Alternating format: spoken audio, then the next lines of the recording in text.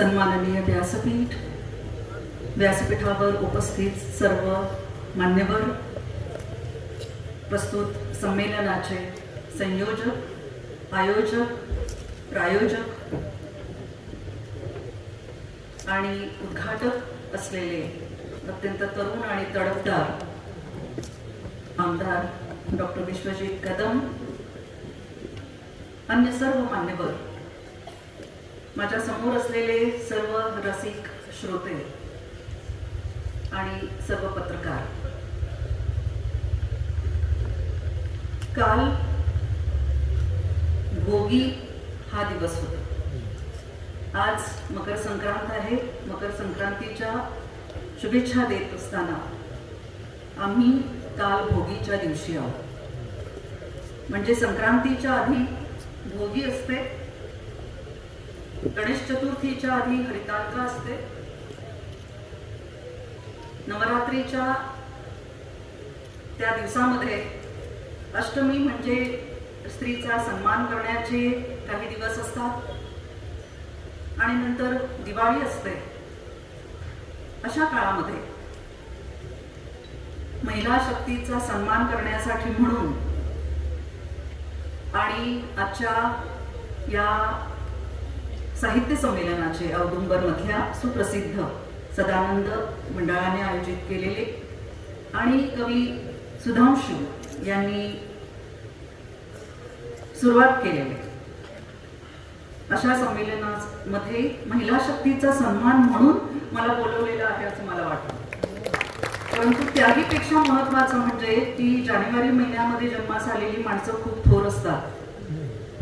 आमच्या सावित्रीबाई फुलेंचा जन्मदिन 3 जानेवारीला होता आणि त्या शिक्षिका होत्या म्हणून आज आम्ही भरजरी साड्या परिधान करून आणि शिक्षण घेऊन समाजाच्या समोर उभ्या राहत आहोत आणि म्हणून प्रथम मी त्यांना नमन करते. आणि याच महिन्यामध्ये बाळासाहेबांचाही जन्मदिवस आहे, त्यांनाही मी शुभेच्छा देते. मी नमनासाठी फार वेळ घालवत नाही, परंतु मला असं वाटतं की औदुंबरमध्ये मी आलेले आहे त्याविषयी मी नंतर बोलते, परंतु या सांगली विभागाचा माझ्यावर व्यक्तिशः एक वरदहस्त आहे असं मला वाटतं. कवी सुधांशूंचा परिचय मला साहित्यातून, साहित्याच्या वाचनातून आणि साहित्याच्या अभ्यासातून, त्यांच्या काव्य वाचनातून झालेला आहे. त्यांची गीतं, भावगीतं ऐकून, दत्त महिमा ऐकून झालेला आहेच. परंतु या ठिकाणी, या भूमीतून, या मातीतून आलेले जे साहित्यिक आहेत त्यांचाही माझ्यावर वरदहस्त होता. श्रीनिवास कुलकर्णी हे मौसचं काम बघत होते आणि त्यांनी माझं पुस्तक एक प्रसिद्ध केलेलं आहे. त्यांच्या काळामध्ये माझं पुस्तक कविता संग्रह प्रसिद्ध झालेला आहे. अविनाश सप्रेंनी माझ्या एका पुस्तकाला प्रस्तावना लिहिलेली आहे. गतवर्षी जे अखिल भारतीय साहित्य संमेलन झालं त्याच्या अध्यक्ष असलेल्या डॉक्टर ताराबाई भवाळकर यांनी माझ्या पुस्तकाला प्रस्तावना लिहिलेली आहे. हातकणंगलेकर सरांचा माझ्यावर फार लोभ होता. खूप साहित्यिक आहेत ज्यांच्याशी खूप जवळचा संबंध आलेला होता आणि ज्यांनी मला मार्गदर्शन केलेलं आहे. मला असं वाटतं की दत्ताला 24 गुरु होते. इथे आल्यानंतर साहित्य संमेलनाच्या अध्यक्षांची, औदुंबरमध्ये झालेल्या साहित्य संमेलनांच्या अध्यक्षांची जी यादी पाहिली त्याच्यामध्ये मला माझे 24 गुरु दिसले की जे अध्यक्षच होते त्याच्यामध्ये. मग ते राचिन ढेरे असतील की ज्यांनी मला त्यांची कन्या मानलेलं होतं. अनेक आहेत, अनेक गुरु आहेत की त्यांच्या मार्गदर्शनाखाली आमची वाढ झालेली आहे. त्या सर्वांना मी नमन करते. महिलांची संख्या या यादीमध्ये कमी आहे आणि त्याच्यामध्ये माझ्यामुळे भर पडलेली आहे याचा मला आनंद वाटतो. तर अशा पद्धतीने हे संमेलन आयोजित करण्यासाठी पुरुषोत्तम जोशी यांनी खूप माझा शोध घेण्याचा प्रयत्न केला आणि मी इकडच्या कामापासून पळून जाण्यासाठी म्हणून अमेरिकेला गेलेले होते.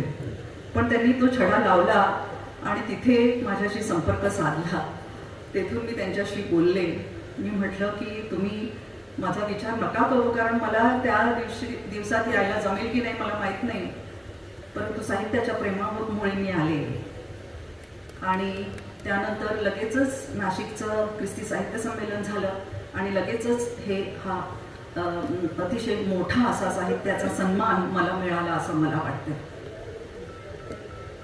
कवी सुधांशू यांनी स्थापन केलेल्या सदानंद मंडळाचे हे 83वे साहित्य संमेलन आहे आणि त्याची अध्यक्ष म्हणून मला माझा विचार त्यांच्या मनात यावा याचाच मला खूप मोठा आनंद वाटतोय. त्या सदानंद साहित्य मंडळाचे मी मनापासून आभार मानते. मराठी साहित्याचा अभ्यास करताना कवी सुधांशू यांच्या कविता जेव्हा वाचल्या आणि त्यांना कुंजविहारी या कवींनी त्यांना हे नाव दिलेलं आहे, हे नावच इतकं तलम, अमृताचा अंश सुधांशू, कारण त्यांचं व्यक्तिमत्वच तसं असावं, तसं होतं असं त्यांच्या कवितेतून आम्हाला जाणवलं. आणि त्यामुळे त्यांनी जी काही भावगीतं, त्यांची गीतं, त्यांच्या कविता, स्वातंत्र्य सैनिक म्हणून त्यांनी केलेलं कार्य, सरपंच म्हणून त्यांनी केलेलं कार्य, हे सगळंच लक्षात आलं आणि मला असं वाटलं की त्यांच्या साहित्यातून जे लोकसंस्कृतीचं दर्शन घडवलेलं आहे, तो गाव, त्यांचं जन्मगाव, त्यांची जन्मभूमी, त्यांची कर्मभूमी, त्या औदुंबराच्या झाडाखाली पुन्हा एकदा जावं. मी आलेले होते असं मी आधी सांगितलं. इथे एक आमचे कवी मित्र होते ज्ञानेश्वर कोळी, आणि सांगलीच्या साहित्य संमेलनामध्ये मला वाटतं 2008 साली आम्ही आलो होतो. त्यानंतर भारती विद्यापीठामध्ये एक कार्यशाळा होती आणि त्याच्यासाठी मी आले होते आणि नादू महानोर त्याचे अध्यक्ष होते, म्हणजे आमच्या सत्राचे. त्यावेळेला ते होते तिथे, तेव्हा मी आले होते. परंतु त्यावेळेला जेव्हा ज्ञानेश्वर कोळींनी मला इथे औदुंबरमध्ये ते म्हणाले की आमचं औदुंबर बघायला या तुम्ही, दत्ताचं गाव आहे. म्हटलं मी अवश्य येईन. आणि ते आता 25 वर्षापूर्वी कसं आणलं असेल ते आम्हाला माहीत नाही. म्हणजे आम्ही त्या प्रेमामुळे आलो, कवितेच्या प्रेमामुळे, साहित्याच्या प्रेमामुळे आणि सुधांशूच्या प्रेमामुळे, दत्ताच्या प्रेमामुळे आम्ही आलेलो होतो. आणि आम्ही आलो त्यावेळेला असं दिसलं की सर्वप्रथम त्यांनी इथे आम्ही दत्त मंदिराचं दर्शन घेतलं, दत्ताचं दर्शन घेतलं, औदुंबराचं दर्शन घेण्यासाठी म्हणून. म्हणजे इथलं हे औदुंबराचं झाड आहे की काय मला माहित नाही, परंतु तिथे डोहाच्या इथे एक औदुंबराचं झाड आहे आणि तिथे आम्हाला त्यांनी नेलं. आणि तिथे खरं म्हणजे औदुंबर, आता अनुपमाताईंनी सांगितलं त्याप्रमाणे, औदुंबर आम्हाला फक्त बालकवींचाच औदुंबर माहिती होतं की निळा सावळा झरा वाहतो, बेटा बेटा तुना वगैरे. तर त्यांनी जेव्हा औदुंबर सांगितलं तेव्हा बालकवी माझ्या नजरेसमोर आले. आणि नंतर त्यांच्याबरोबर मी त्या डोहाकडे गेले. संध्याकाळची वेळ होती आणि काळी सावळी अशा प्रकारची जी सावली होती औदुंबराची, ती तिथे पडलेली होती आणि त्या डोहामध्ये एकुलती एक होडी डुलत होती. ते पाहिलं आणि नंतर आमच्या मनात बसलेला बालकवींचा औदुंबर जो आहे तो, मला असं वाटते की ती जणू काही नक्षत्रांचीच वेळ होती किंवा या बांधावर, असं ही जी कविता कवी सुधांशूंनी सांगितलेली आहे. आणि त्यावेळेला आम्हाला असं वाटलं की बालकवींच्या औदुंबराची पडछाया इकडच्या सुधांशूंच्या औदुंबराच्या या डोहामध्ये, या झाडाच्या आसपास पडलेली आहे. आणि त्यामुळे आम्ही खूप थरारून गेलेलो होतो. सदानंद साहित्य मंडळ हे जे स्थापन केलेलं आहे ते 2 कारणांसाठी आहे. एक म्हणजे महाराष्ट्रातील किंवा भारतातील मराठी साहित्यिकांचा, आपल्या महाराष्ट्रातील लोकांना परिचय व्हावा, आपल्या विभागातल्या लोकांना परिचय व्हावा, हे तर आहेच. परंतु आता जे दुपारी कवी संमेलन झालं त्याच्यामधल्या काही आबालवृद्धांच्या कविता आम्ही वाचल्या, काही बालकांच्या कविता, पण त्यांनी कोणाच्या कविता त्या सादर केलेल्या असतील. वयोवृद्धांच्या कविता आम्ही ऐकल्या, त्यांनी वाचल्या तेव्हा, तर इकडच्या या मातीतल्या लोकांना अंकुर फुटावेत कवितेचे, साहित्याचे, त्यासाठी केले जाणारे प्रयत्न म्हणून त्यांनी जे सदानंद मंडळ सुधांशूंनी स्थापन केलं. मला संस्कृत मधलं एक वचन आठवतंय, फार सुंदर वचन आहे. इथे आल्यानंतर जेव्हा मी नारळाची झाडं पाहिली, केळीचे बाग पाहिले, सगळं हिरवं, वसईपेक्षाही सुंदर अशा प्रकारचा निसर्गरम्य प्रदेश मला माझ्या वसईत, आधीच्या वसईमध्ये घेऊन गेलं. आणि त्यामुळे एक जे नातं आपल्याशी जोडलेलं असतं ना, हिरवाईशी असलेलं, कृष्णामाईशी असलेलं, आपल्या आईशी असलेलं, मातीमाईशी असलेलं, हे कुठेतरी जागृत झालं. मला संस्कृत वचन आठवते ते असं आहे की प्रथम वयसी पीतम तोयम अल्प स्मरंतः श्री निहित भारा नारिकेला नराणा.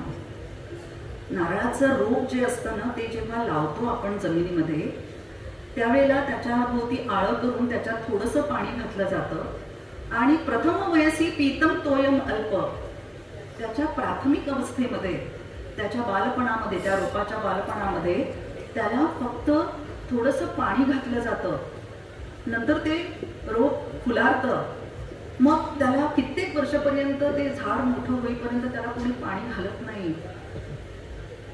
परंतु नारळाचं झाड ते कधी विसरत नाही. नाही स्मरंती नारिकेला नराणाम. नारळाचं झाड ते कधी विसरत नाही. का विसरत नाही? तर जेव्हा ते वाढतं आणि त्याला नारळ येतात, तेव्हा आपल्याला कोणीतरी पाणी घातलेलं आहे हे आठवून नारळाचं झाड आपल्या डोक्यावर नारळाचे पाण्याचे भारे घेऊन, हंडे घेऊन सतत उभं असतं आणि लोकांची तहान भागवत असतं. मला हे जे मंडळ आहे हे या नारळाच्या रोपासारखं वाटतं की कवी सुधांशूंनी आणि त्यांच्या मित्रमंडळींनी येऊन आपल्या रक्ताचं, घामाचं खतपाणी त्याला घातलं प्राथमिक अवस्थेमध्ये, आणि तो औदुंबर साहित्याचा आज त्याचा मोठा वृक्ष झालेला आहे. आणि त्याच्या छायेखाली किंवा वडाच्या पारंब्या जशा असतात त्याप्रमाणे या औदुंबराच्या ज्या फांद्या फुटलेल्या आहेत, किती साहित्यिक याच्यातून निर्माण झाले. माझ्या समोर बसलेले अनेक साहित्यिक आहेत. प्रदीप आहे, पाटील आहे, लता ऐवाळे आहे, रमजान मुल्ला आहे, खूप जण आहेत, नीलम मांडगावे आहे, जयसिंगपूरची असते तरी या विभागातली आहे. कितीतरी साहित्यिक निर्माण झाले. आणि आता साहित्यिक निर्माण करण्याचं कार्य किंवा कवी निर्माण करण्याचं कार्य इथे केलं जातं कवी संमेलनामध्ये. आणि आधी कवी संमेलनाला प्राधान्य दिलेलं आहे, नंतर अध्यक्षांचं भाषण आहे. हे लक्षात घेतलं पाहिजे. म्हणजे त्या अध्यक्षांनी बघितलं पाहिजे की इथे काय चळवळी चाललेल्या आहेत आणि साहित्याच्या रोपाला कसं खतपाणी घातलं जातंय. म्हणजे आपल्या हातात जे फुलं ठेवून जातात ना, त्यांनी आधी किती काटे सोसलेले असतात त्याच्या, आणि त्यांचे हात रक्तबंबाळ झालेले असतात. हे आपण लक्षात घेणं फार महत्वाचं आहे. म्हणजे इथे मला असं दिसून आलेलं आहे की इथे केवळ पाणी घालून ते थांबलेले नाहीत, तर गेली 83 वर्ष झाले, आता हे 83वं वर्ष आहे की इतकं मोठं साहित्य संमेलन घेतलं जात आहे. आणि ते इथे आपल्या समोर इतक्या मोठ्या प्रमाणामध्ये साजरं होतंय. आणि राजकीय क्षेत्रामध्ये असलेल्या माणसांना सुद्धा साहित्याची इतकी आवड निर्माण झालेली आहे, भक्तिभावनेची. दत्ताच्या शिवाय आपण इथे बोलू शकत नाही. तर ही निसर्गदत्त अशा प्रकारची देणगी आहे असं मला वाटतं. आणि ती आपण आजही चालू ठेवलेली आहे. याच्यामध्ये अत्यंत आनंदाची गोष्ट आहे असं मला वाटतं. थोर नाटककार बर्नार्ड शॉ होऊन गेलेले आहेत आणि त्यांना एक प्रश्न असा विचारण्यात आला की तुम्ही इतकी नाटकं लिहिलेली आहेत, तुम्ही इतकं जग बघितलेलं आहे, कारण खूप वृद्ध झालेले होते आणि वयोवृद्ध झालेले होते, तपोवृद्ध झालेले होते, ज्ञानवृद्ध झालेले होते. आणि त्यांना असं विचारलं की तुम्हाला काय वाटतं की तुम्ही इतकं सगळं जग बघितलेलं आहे, तर या सगळ्या तुमच्या आयुष्यामध्ये तुम्हाला बुद्धिमान माणूस कोण वाटला? तेव्हा शॉ थोडंसं थांबले आणि त्यांनी सांगितलं की माझा शिंपी हा मला अत्यंत बुद्धिमान माणूस वाटतो. तर ते म्हणाले की का म्हणून? तर बर्नार्ड शॉने उत्तर दिलं, कारण या शिंप्याने प्रत्येक वयामध्ये माझ्या झग्याचं वेगवेगळं माप घेतलं. साहित्यिक हा असा शिंपी असतो, तो समाजासाठी असे कपडे शिवतो की त्या काळाला अनुरूप अशा प्रकारचे ते कपडे असले पाहिजे. ते मग कवितेतून, ते कादंबरीतून, ते साहित्यातून, ते संशोधनातून, ते लोकसाहित्याचा अन्वय लावून बोलीमधील काही जे धन आहे, जी संपत्ती आहे, ते सगळं लोकांच्या समोर आणून तो ते कपडे शिवत असतो समाजासाठी. ही अतिशय महत्वाची गोष्ट आहे. कारण समाज हा सहस्त्र शीर्ष आहे असं वेदांमध्ये म्हटलेलं आहे. सहस्त्र डोकी आहे समाजाला. अनेक लोक राहतात, प्रत्येकाचे वेगवेगळे विचार असतात आणि ते जे विचार आहेत, हे विचार एकत्रितपणे साहित्यिक जेव्हा सगळ्या लोकांना बोलता येत नाही, सगळ्या लोकांना आपले विचार मांडता येत नाही, म्हणून त्या दिवशी विश्वजित साहेबनी असं एक उदाहरण दिलं नाशिकच्या सभेमध्ये की नाशिकमध्ये एकदा सुंदरलाल बहुगुणांचं मी भाषण ऐकलं होतं आणि त्यांना असं विचारण्यात आलं की तुम्ही कशासाठी हे चिपको आंदोलन चालवलेलं आहे, कशासाठी तुम्ही वृक्ष आम्हाला कापू देत नाहीत, तोडू देत नाहीत. त्यावेळेला सुंदरलाल बहुगुणांनी त्यांच्या भाषणामध्ये एक खूप छान वाक्य सांगितलं. ते असं म्हणाले, हो आम्ही झाडं वाचवतो कारण पेड़ बोल नहीं सकते, इनके वास्ते हमें बोलना पड़ता है. झाडं बोलू शकत नाही. समाजामध्ये व्यक्ती ही सुद्धा एक वनस्पती आहे. व्यक्ती हे सुद्धा एक झाड आहे, एक रोप आहे. सगळीच झाडं बोलू शकत नाही. जेव्हा त्यांच्यावर वार केला जातो तेव्हा ज्यांना बोलता येतं ते जे साहित्यिक आहेत, ते जे कवी आहेत, ते त्यांच्या वतीने बोलतात. आणि म्हणून साहित्याची आणि साहित्याच्या संमेलनांची आणि लोकांना जोडण्याचं साहित्य काम जे करत असतं तसं करण्याची खूप आवश्यकता आहे. आणि म्हणून साहित्यिक हा असा शिंपी असतो की जो वेगवेगळ्या काळामध्ये काळाची चाल ओळखून त्याला योग्य अशा प्रकारचे कपडे आहेत किंवा नाही हे तो बघतो आणि तसे कपडे आपल्या साहित्यातून शिवून तो समाजाला मार्ग दाखवत असतो. हे अतिशय महत्वाचं आहे. संत साहित्यापासून हा विचार आपण बघू शकतो. संत साहित्यामध्ये गंबा सरदार आपल्या औदुंब साहित्य संमेलनाचे अध्यक्ष होते. त्यांनी संत साहित्याची सामाजिक फलश्रुती नावाचं जे पुस्तक लिहिलेलं आहे, त्या पुस्तकात त्यांनी असं म्हटलेलं आहे की संतांच्या काळामध्ये वेगवेगळ्या थरातले, वेगवेगळ्या तळागाळातले, वेगवेगळ्या क्षेत्रातले, वेगवेगळ्या व्यवसायातले, वेगवेगळ्या जाती धर्माचे लोक कविता करत होते. त्याच्यात शिंपी होते, त्याच्यात माळी होते, त्यांच्या नावातूनच ते व्यक्त होते ना. हे सगळं आपल्याला माहिती आहे, हे पुन्हा सांगायची आवश्यकता नाही.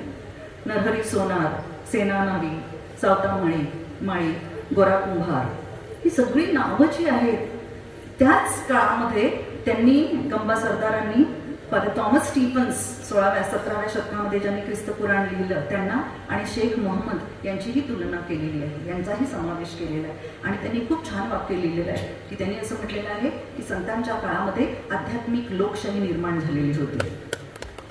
आणि मला असं वाटतं की आज 800 वर्षांनी सांस्कृतिक लोकशाही निर्माण झालेली आहे. वेगवेगळ्या समाजाचे लोक लिहित आहेत. आज कदाचित तुम्हाला वाटत असेल की ही सिसिलिया कार्वालो, मला एक बाई असं म्हणाले, तुम्ही गोव्यातून आलात का, तुम्हाला मराठी येतं का? तर ख्रिस्ती समाजातले मराठी भाषक मोठा ख्रिस्ती समाज आहे, मराठी भाषक मोठा मुस्लिम समाज आहे, मराठी भाषक मोठा ज्यू समाज आहे, मराठी भाषक मोठा जैन समाज आहे. वेगवेगळ्या प्रांतातले लोक लिहित आहेत की ज्यांची भाषा त्यांच्या प्रांताची असेल पण महाराष्ट्रात आल्यानंतर किंवा ते बृहन महाराष्ट्रामध्ये असतील पण ते मराठीतून लिहित आहेत. ही किती मोठी सांस्कृतिक लोकशाही आहे, ती आपण मानायची की नाही? आपल्याला एकच रंग हवाय का? किती वेगवेगळे रंग आहेत आणि हे सगळे रंग एकत्र येऊनच इंद्रधनुष्य बनतो. हे सगळे एकत्र आल्यानंतरच जीवनाला शोभा आहे. निसर्गामध्ये किती रंग आहेत, भाजीपाल्यामध्ये किती रंग आहेत, ते आपण खातोच ना. मग आपण असं म्हणतो की एकाच रंगाचे जेवण मला हवंय म्हणून नाही म्हणत आपण. वेगवेगळे रंग, वेगवेगळे प्रकार, वेगवेगळे आकार, वेगवेगळे प्राकार, हे सगळं एकत्र आल्यानंतरच जीवनाला शोभा आहे. साहित्यातून त्याचं दर्शन घडवलं जातं. म्हणून मला असं वाटतं की 800 वर्षांनंतर आज सांस्कृतिक लोकशाही निर्माण झालेली आहे आणि ती जपणं आजच्या काळामध्ये ही काळाची मोठी गरज आहे. हे आपण लक्षात घेतलं पाहिजे. विविध समाजामधले त्यांचे उपासना धर्म वेगळे आहेत. आम्हीही दत्ताची गाणी गातो. आम्हीही वेगवेगळे संत ज्ञानेश्वरांच्या पासून काय मुकुंदराजांच्या पासून मराठी साहित्याचा अभ्यास करताना मुकुंदराजांच्या पासून तर विवेक सिंधू पासून तर श्रीकांत नाझरेकर यांच्यापर्यंत, श्रीधर नाझरेकर यांच्यापर्यंत, एकनाथांचा नातू मुक्तेश्वर यांच्यापर्यंत सगळ्यांचा अभ्यास केलेला आहे. पण आम्हाला असं कधीच वाटलं नाही की हे संत वेगळ्या समाजाचे आहेत, आम्ही त्यांचा कसा अभ्यास करायचा. तुम्ही ज्या ज्या भाषेचा जगाच्या पाठीवर तुम्ही कुठेही गेला तरी जगाच्या पाठीवरील वेगवेगळ्या संस्कृतीचा अभ्यास करत असताना तुम्हाला त्या त्या धर्माचा अभ्यास करावा लागतो. कारण धर्म हा संस्कृतीपासून आणि समाजापासून आपल्याला वेगळा करता येत नाही. परंतु प्रतिभेचा धर्म जो असतो तो महत्वाचा असतो. वेगवेगळ्या धर्मामध्ये प्रतिभावंत लोक असतात. वेगवेगळ्या धर्मामध्ये, वेगवेगळ्या संस्कृतीमध्ये, वेगवेगळ्या समाजामध्ये, वेगवेगळ्या स्तरामध्ये, वेगवेगळ्या क्षेत्रामध्ये, व्यवसायामध्ये प्रतिभावंत लोक असतात. परंतु प्रतिभेला कोणताही धर्म नसतो. साहित्याला कोणताही धर्म नसतो. आपण कोणत्याही प्रकारचं साहित्य कधीही उघडावं, कोणतंही पुस्तक आणि वाचावं आणि कोणीही आपल्याला बंधन घालू शकत नाही. सर्व धर्मग्रंथ आपण वाचले पाहिजेत, कारण त्या त्या काळच्या समाजाचं वर्णन त्याच्यामध्ये आहे, समाजाचं दर्शन त्याच्यामध्ये घडवलेलं आहे, हे आपण जाणलं पाहिजे. मला टोनी मॉरिसन म्हणून अमेरिकेतली एक प्रसिद्ध लेखिका, तिने जे म्हटलेले तिचे जे विचार आहेत ते आजच्या काळामध्ये मला अधिक महत्त्वाचे वाटतात.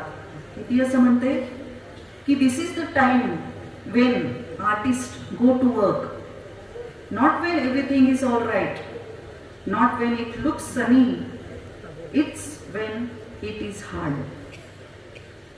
जेव्हा सगळं काही आलबेल आहे, सगळं काही छान छान छान छान चाललेलं आहे, तेव्हा नाही साहित्यिक लिहित. जेव्हा सगळं आलबेल नसतं, जेव्हा सगळं छान छान चाललेलं नसतं, तेव्हा जी उलथापालथ चाललेली असते ना, ती उलथापालथ आणि माणूस म्हणून आपल्याला जेव्हा नाकारलं जातं, वेगवेगळ्या धर्मावर जेव्हा हल्ले होतात, वेगवेगळ्या धर्मातील लोकांवर, वेगवेगळ्या समाजातील लोकांवर जेव्हा हल्ले होतात आणि त्यावेळेला संविधान धोक्यात येत असतं. संविधानाने आपल्याला अभिव्यक्ती स्वातंत्र्य दिलेलं आहे, धर्मस्वातंत्र्य दिलेलं आहे, वेगवेगळं ते वाचायलाच पाहिजे. तो खरा आपला आजच्या काळाचा धर्मग्रंथ आहे. संविधान हा खरा धर्मग्रंथ आहे आणि त्यामधून सगळ्या माणसांना माणूस म्हणून जगण्याची जी संधी दिलेली आहे ती आपण आपल्या साहित्यातून मांडणं ही आजच्या काळाची गरज आहे. कारण जेव्हा काळोख दाटलेला असतो त्यावेळेला प्रकाशाची गरज आहे. आपल्याला संत तुकारामांनी सांगितलेलं आहे, वाटा उजाडावया आलो, वाटा उजळण्यासाठी मी आलेलो आहे, कोणाची नाकेबंदी करण्यासाठी नाही आलेलो आहे. हे सारं लक्षात घेण्याची आवश्यकता आहे. कारण आपल्या आधीच्या अपूर्व सुरींनी आपला जो दबलेला आवाज होता तो मांडण्याचा, तो आवाज उमटवण्याचा प्रयत्न केलेला आहे आणि तोच आवाज आज आपल्याला ऐकू येत आहे. तो साहित्यातून ऐकू येतो आहे. आपण जेव्हा एक छोटीशी कविता वाचतो, 4 ओळींची कविता, 2 ओळींची कविता, ते आपल्याला खरोखर असं वाटतं की याला काहीतरी सांगायचं आहे, याला काही बोलायचं आहे आणि ते आपण वाचत असतो, ते आपण ऐकत असतो. आपल्या अंगावर शहारे येतात आणि आपण सांगतो की खरंच हे मला सांगायचं होतं पण हे मला नाही सांगता आलं. ती आपली वाट कोणीतरी उजळलेली असते. हे आपण लक्षात घेण्याची फार आवश्यकता आहे. भाषा म्हणून मला असं वाटतं की आज आपल्याला भाषेच्या संदर्भात बोलण्याची आवश्यकता आहे. आज आपल्याला साहित्याच्या संदर्भात बोलण्याची आवश्यकता आहे. भाषा हा वाहता प्रवाह असतो, त्याला कोणी अवरुद्ध करू शकत नाही आणि तो होणारही नसतो. त्यामुळे तो प्रवाह वाहत असताना त्याच्या काठावर जे घटक असतात ना, हे सगळे घटक तो आपल्या सोबत घेऊन आणि त्यांना पाणी देऊन त्यांची निगराणी करून हा प्रवाह पुढे जात असतो. त्या प्रवाहाच्या बरोबर आपल्याला जायचं असतं. तर त्यामुळे वेगवेगळ्या संस्कृतीमध्ये, वेगवेगळ्या समाजामध्ये प्रचलित, वेगवेगळ्या धर्मामध्ये प्रचलित असलेल्या प्राककथा असतात, मिथकं असतात. लोकसाहित्य बघा, म्हणजे कोणत्याही समाजामधली लोकसाहित्य जर बघितली किंवा बोलीभाषामधील ही ती जी मिथकं आहेत किंवा धर्मग्रंथामधील मिथकं आहेत, म्हणजे रामकृष्ण दत्त ही आज मिथकं झालेली आहेत. त्यांचं जीवन आपण जाणून घेण्याचा प्रयत्न करतो, कारण या लोकांना आपण बघितलेलं नाही. प्रेषितांना, संतांना आपण बघितलेलं नाही. ज्ञानेश्वरांना, ज्ञानोबा तुकाराम का असं आपण म्हणतो? का आपण गळ्यामध्ये माळा घालतो त्यांच्या नावाने? आणि का पायी पायी रस्ता तुडवत आपण वारी करतो? वारीचा दुसरा एक अर्थ आहे, तो म्हणजे पाणी. कारण हे संत आपल्याला पाण्यासारखं वाहायला शिकवतात. एक वारी म्हणजे प्रवास करणं आहे आणि दुसरा ह्रस्व लिहिलेला वारी म्हणजे पाणी आहे. हे पाणी सुद्धा सतत वाहत असतं आणि आपण आपला हा सगळा माणसांचा प्रवाह चाललेला, असा सगळा चाललेला असतो त्या विठ्ठलाच्या मंदिराकडे. आम्हीही त्याच्यात सहभागी होतो. आम्हालाही विठ्ठल आमचा वाटतो. पण मग सर्व धर्माच्या, म्हणजे ही जी मिथकं म्हणून आपल्याकडे येतात, त्याचा आज आपण वेगवेगळ्या वारीचा, आज आता मी तुम्हाला वेगळा अर्थ सांगितला, पाण्याचा जो अर्थ सांगितला, वेगवेगळे अर्थ त्याच्यातून प्रतीत झाले पाहिजे. संतांनी जे सांगितलेलं आहे ते आणि अन्य अशा सगळ्या गोष्टी ज्या सांगितलेल्या आहेत, त्यांनी त्या काळाचं वर्णन केलेलं असेल नसेल, परंतु त्यांनी माणसाचं वर्णन केलेलं आहे की माणूस कसा वागत होता. हे सगळं आपल्याला भाषेमधून कळतं आणि त्याचे विविध अर्थ, सर्जनशील अशा प्रकारचे अर्थ आपण लावतो. तर भाषा ही अशा प्रकारची सामाजिक संपत्ती आहे, रचित संपत्ती आहे. आपण जन्मतःच बोलू शकत नाही, पण आईच्या गर्भामध्ये, त्या गर्भातील अस्तरामध्ये जेव्हा आपण गुंडाळलेलो असतो, तेव्हापासून आईची भाषा आपण जी बोलतो, ती भाषा बोलत बोलत आपण मोठे होतो आणि आसपासच्या सगळ्या वातावरणाचा आणि माणसांचा प्रभाव आपल्यावर होतो आणि त्याच्यामधून आपली भाषा विकसित होत जाते. त्यामुळे आपल्या पूर्वजांपासून आलेली ही जी भाषा आहे, या भाषेत वाहत आलेल्या पाण्याची आणि मराठी बाण्याची अशी नाकाबंदी किंवा अवरुद्ध आपल्याला करता येत नाही. म्हणून सकाळी ताराबाईंच्या बरोबर बोलत असताना त्यांनी जो त्यांच्या अध्यक्षीय भाषणामध्ये मुद्दा मांडला की त्रिभाषा सूत्र जे आहे, की हिंदीची सक्ती करून आपण मराठीची नाकाबंदी करतोय का? मराठी शाळा बंद पाडून आपण नाकाबंदी करतोय का आपल्या भाषेची? मला नेहमीच एक प्रश्न सतावतोय की आम्ही मराठी माध्यमातून शिकलो, परंतु आम्ही इंग्रजी, हिंदी, संस्कृत अशा सगळ्या भाषा विकसित केल्यानंतर की त्याच्यातलं आम्ही वाचू शकतो. इंग्रजी माध्यमामध्ये शिकणाऱ्या मुलांनी सुद्धा, विद्यार्थ्यांनी सुद्धा या मराठीमध्ये काय साहित्य आहे हेही वाचायला पाहिजे. ते वाचलं जात नाही. इंग्रजीचं सुद्धा अनेकदा ते विद्यार्थी वाचत नाही. तर हा एक अतिशय मोठा भाग आहे याच्यामध्ये विचार करण्यासारखा. म्हणून प्रभा गणोरकरांनी जे सांगितलेलं आहे ना, की या सगळ्या कोलाहलामध्ये मी माझा आवाज हरवला आहे. या कोलाहलात मला माझी वेगळी लिपी शोधावी लागणार आहे. हे सगळं भाषेचं आक्रमण जे चाललेलं आहे मराठीवर, त्यामुळे मराठीचा गळा कुठेतरी घोटला जातोय. आणि जागतिकीकरणाच्या 30 वर्षामध्ये हा जो सगळा कोलाहल माजलेला आहे, हा विस्तरण्याची जबाबदारी मला वाटते साहित्याची आहे, भाषेची आहे. ज्यांना भाषेवर प्रेम आहे त्यांनी त्याच्यासाठी प्रयत्न केला पाहिजे. संत ज्ञानेश्वरांनी खूप छान सांगितलेलं आहे. त्यांची ओवी आहे 18व्या अध्यायामध्ये की आणि आपुली मायेने कुब्ज जरी आहे, माझ्या आईला जरी उघड असलं तरी आई आपल्या मुलावर प्रेम करत असते. आणि आपुली मायेने कुब्ज जरी आहे तरी जीजे ते नोहे स्नेह पुरेकी, तरी ती आपल्या मुलावर प्रेम करते. एरी जिया पराविया रंभेहुनी बरविया, तिया काही कराविया बाळके तेणे. म्हणजे आपल्या आईला जरी कुबड असलं तरी ती आपल्या बाळावर प्रेम करते. त्या बाळाला एखादी समोर रंभा उभी केली ना तरी बाळाला तिच्याविषयी काही वाटणार नाही आणि तिला त्या बाळाविषयी वाटणार नाही. मराठीची अवस्था ज्ञानेश्वरांनी 800 वर्षापूर्वीची सांगून ठेवली आहे बघा. माझा मराठीची आणि मराठाची बोलू कौतिके असं म्हणणारे ज्ञानेश्वर असंही म्हणतात की एवढं तिचं कौतुक करण्या अमृतातही पैजेसे जिंके. अमृताशी पैजा जिंकणारी ही भाषा आहे आणि या भाषेला अशा प्रकारे जर वागवलं जात असेल आणि त्याच्यावर जर बंधनं येत असतील तर मग ती जबाबदारी कोणाची आहे? प्रत्येक मराठी माणसाची आहे. त्यामुळे मराठी शाळा बंद पडणं किंवा हिंदीचं आक्रमण हे परतवून लावण्याची फार आवश्यकता आहे असं मला व्यक्तिशः वाटतं. या सगळ्या चळवळीमध्ये आम्ही सहभागी होतो आणि आजही आपल्याला ते पुढे आता कदाचित राज्यकर्त्यांची भाषा बदललेली असेल इतका सगळा आवाज उठवल्यानंतर, परंतु तरीही आपल्याला ही चळवळ पुढे चालू ठेवली पाहिजे.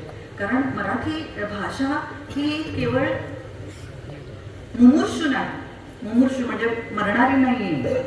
ही भाषा तारणारी आहे आणि ही भाषा तरणारी आहे आणि आपलंही तारण करणारी आहे. त्यामुळे आपण हे लक्षात घेतलं पाहिजे. म्हणून संस्कृतीच्या खुणा असलेल्या अशा ज्या बोली आहे आणि साहित्य लोकसाहित्य जे आहे ते जपणं आणि त्याचा विकास करणं, त्याचा अभ्यास आणि संशोधन करण्याची फार आवश्यकता आहे.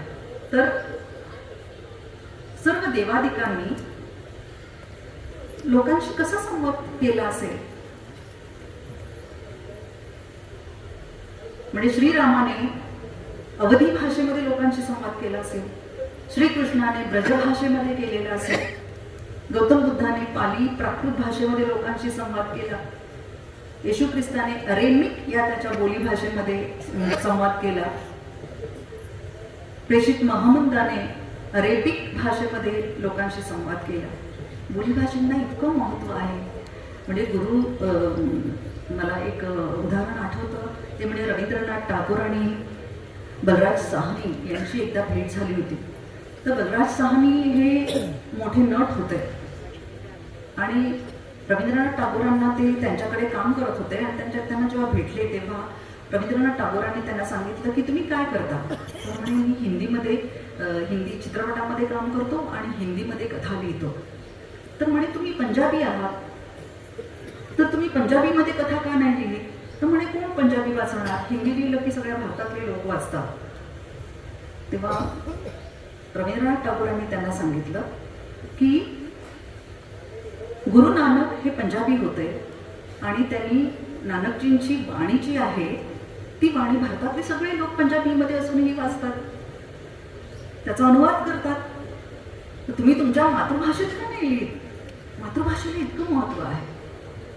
त्यामुळे आपल्याला आपलं मन मोकळं करता येतं हे अगदी खरं आहे.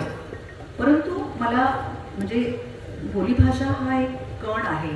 बोलीभाषा म्हणजे आज मराठीला अभिजात भाषेचा दर्जा मिळालेला आहे. पण अभिजात भाषेचा दर्जा कशाच्या आधारावर मिळालेला आहे? तर बोलींच्या आधारावर मिळालेला आहे. कारण आपले पूर्वज 2000 वर्षापूर्वी 2500 वर्षापूर्वी ज्या भाषेमध्ये बोलत होते ना त्या भाषेला आज 2000 वर्षांनी अभिजात भाषेचा दर्जा मिळालेला आहे. हे आपण लक्षात घेतलं पाहिजे. आणि हे संत तुकाराम म्हणजे इतर आपल्या संतांनी पण सांगितलेलं आहे. म्हणजे ते बीजापासून वृक्ष कसा होतो हे अनेक संतांनी सांगितलेलं आहे. की ज्ञानेश्वरांनी काय म्हटलेलं आहे बघा, की सूक्ष्मतेकडून स्थूलाकडे जाण्याचा संदेश त्यांनी दिलेला आहे. सूक्ष्म गोष्टींच्या पासून स्थूल गोष्टींच्याकडे जाणं, स्थूलापासून सूक्ष्म गोष्टींच्याकडे जाणं ही महत्वाची गरज असते. संत तुकारामांनी सांगितलेलं आहे की अणुरेणू थोकडा तुका आकाशा एवढा. अणुरेणू थोकडा अगदी क्षुल्लक आहे, तोकडा आहे, परंतु तो आकाशा एवढा होऊ शकतो. संत मुक्ताबाईंनी सांगितलं मुंगी उडाली आकाशी तिने गिळिले सूर्याशी. एक छोटीशी मुंगी पण ती आकाश गिळू शकते. हा तात्विक सगळा भाग आहे. परंतु बोलीभाषांचा विचार करताना या गोष्टी सुद्धा आपण लक्षात ठेवणं म्हणजे हे जे बीज आहे ते बोलींचं बीज आहे, लोकसाहित्याचं बीज आहे, ते आपण लक्षात ठेवलं पाहिजे.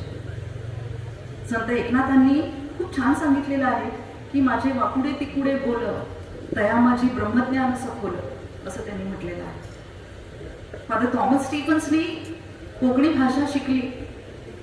इंग्रज होते, इंग्लंडमधून आलेले होते आणि ते असं म्हणाले की हे या देशाची या भाषा भितूर ही भाषा योग्य.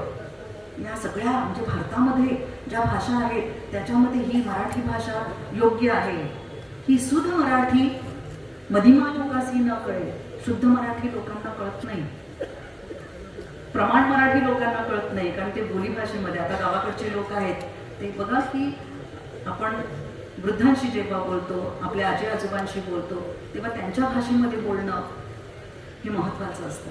इंग्रजी शाळांच्यामुळे एक झालेलं आहे की जी मुलं इंग्रजी शाळांमध्ये शिकतात ना, ती घरी आल्यानंतर आपल्या आजी आजोबांशी आपल्या बोलीमध्ये बोलतात, इंग्रजीमध्ये बोलत नाही. तर ही एक अतिशय चांगली गोष्ट आहे. शिवछत्रपतींनी मराठी भाषेच्या आधारावर हिंदवी स्वराज्य स्थापन केलेलं होतं. महात्मा गांधींनी खेड्याकडे चढण्याचा उद्देश किंवा संदेश जो दिला तो विविध कारणांसाठी आहे. की त्यांनी असं म्हटलं की निसर्गाशी नातं जोडलं पाहिजे, त्याच्यासाठी खेड्याकडे जाणं. आज इथे आल्यानंतर मी बघते आहे की गावागावातला हा जो हिरवा निसर्ग आणि पाणी, कृष्णाईचं कोयनेचं पाणी, काळी माती आणि तितकीच प्रेमळ अशा प्रकारची इकडची माणसांच्या मधली नाती, हे सगळं पाहिल्यानंतर असं वाटलं की महात्मा गांधींनी काय सांगितलं होतं की खेड्याकडे चला, कारण निसर्ग बघितला पाहिजे, तिकडच्या माणसांना जोडलं पाहिजे, त्यांची भाषा आपण शिकली पाहिजे. त्याच्यासाठी त्यांनी सांगितलेलं होतं. म्हणजे लोककथेमध्ये एक खूप छान गोष्ट आहे की पक्ष्यांचे नाच होते त्यावेळेला मोराचा पिसारा होता आणि मोराचे पाय अतिशय कुरूप ना.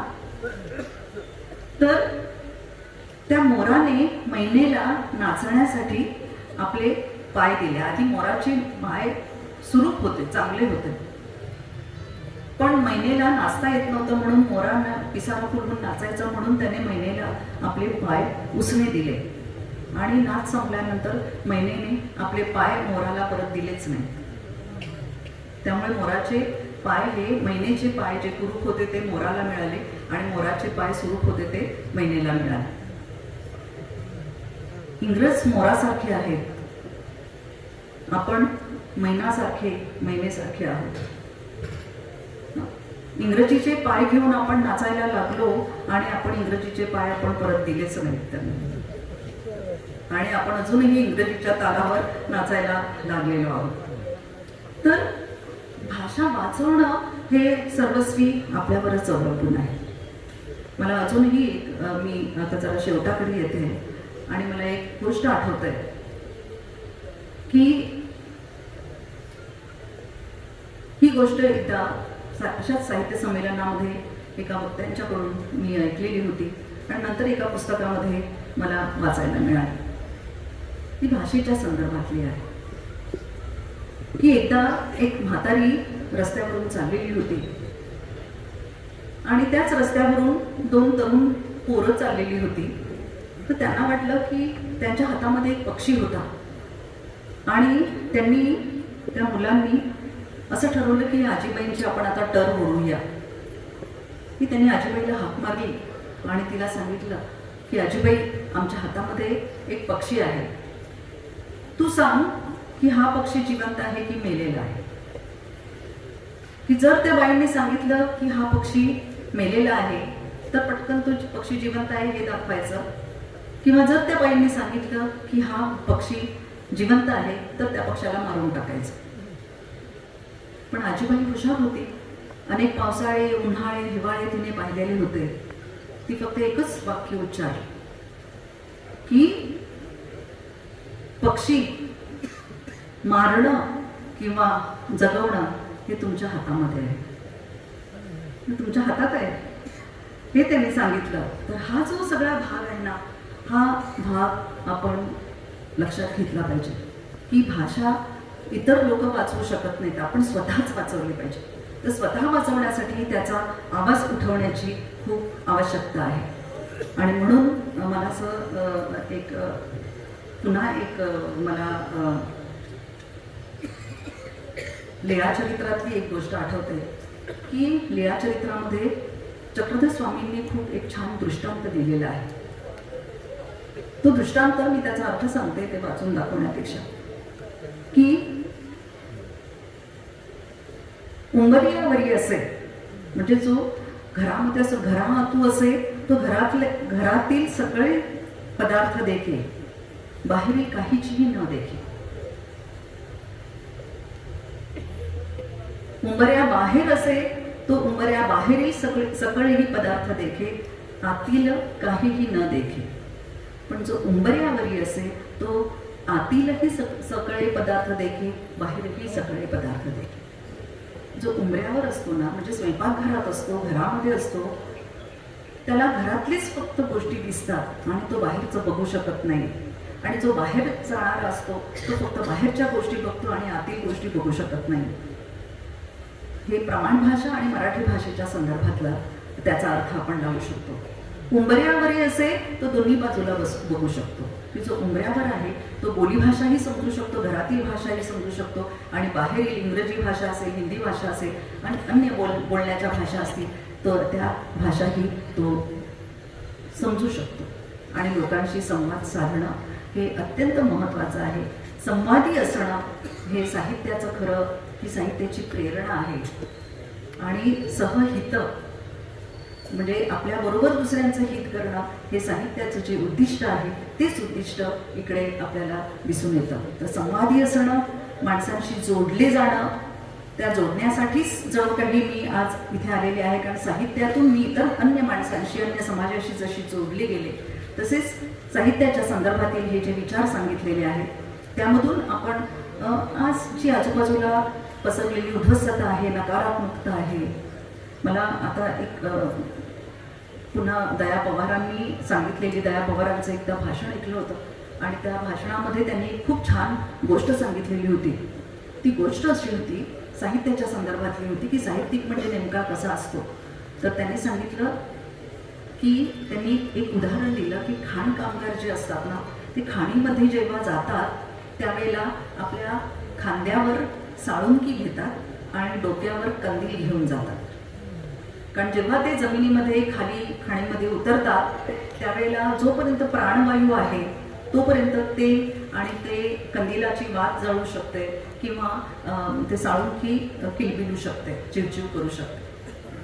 परंतु खूप आत गेल्यानंतर जेव्हा प्राणवायू कमी होतो त्यावेळेला ती साळुंकी चिवचिवायला लागते, परंतु तडफडते आणि मग त्यांना कळायला लागतं की आता प्राणवायू कमी झालेला आहे आणि कंदिलाची वातही फडफडते आणि मग त्यांना कळतं की आता प्राणवायू कमी झालेला आहे. मला वाटते की आज अशी परिस्थिती निर्माण झालेली आहे. साहित्यिकाला या साळुंकीचं आणि कंदिलाचं काम करायचं आहे. साहित्यिक हा तो उजेडाचा कंदील आहे की आज जेव्हा आपला गळा घोटण्याची परिस्थिती निर्माण झालेली आहे वेगवेगळ्या पातळीवरून, त्यावेळेला आपण साहित्याच्या दृष्टिकोनातून जेव्हा त्यांना सावध करतो ते सावध करण्याचं काम साहित्यिकाचं आहे. मला असं वाटते की कवी सुधांशू यांनी जो एक मार्ग आपल्या पुढे खुला केला, आज त्याचा महामार्ग झालेला आहे. एक छोटं संमेलन त्यांनी कदाचित घेतलं असेल. मग किती थोर माणसं, किती निष्ठेने काम करणारी, साहित्यासाठी समाजासाठी काम करणारी माणसं या संमेलनाची अध्यक्ष होऊन गेली आणि ते मला गुरुस्थानी आहेत. त्यांनी जी वाट तयार केलेली आहे त्या वाटेवरून चालत आज मी औदुंबरापर्यंत आलेली आहे आणि औदुंबर या येथील साहित्य संमेलनाचं अध्यक्षपद मला दिलं आणि आपल्याशी संवाद करण्याची संधी दिली. याबद्दल मी आयोजकांचे आभार मानते आणि मी थांबते. धन्यवाद.